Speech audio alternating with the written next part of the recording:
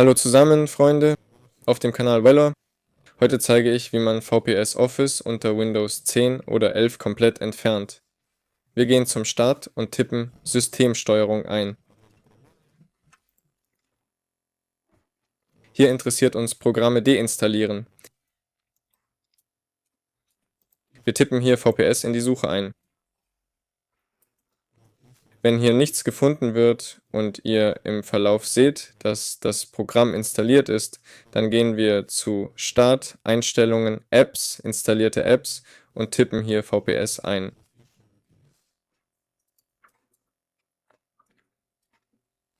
Wenn auch hier nichts gefunden wird und ihr habt es über den Microsoft Store installiert. Ja, das schauen wir uns jetzt an. Bei mir wurde es gefunden.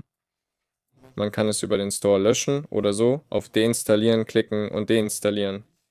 Aber bei euch könnte es auch hier sein. Hier ist die Deinstallation gründlicher, aber bei mir ist es nicht da. Das war's soweit. Bei euch war Velor. Ihr habt es komplett entfernt. Lasst ein Like da und abonniert den Kanal. Ich wünsche euch alles Gute und viel Erfolg. Bis dann. Tschüss.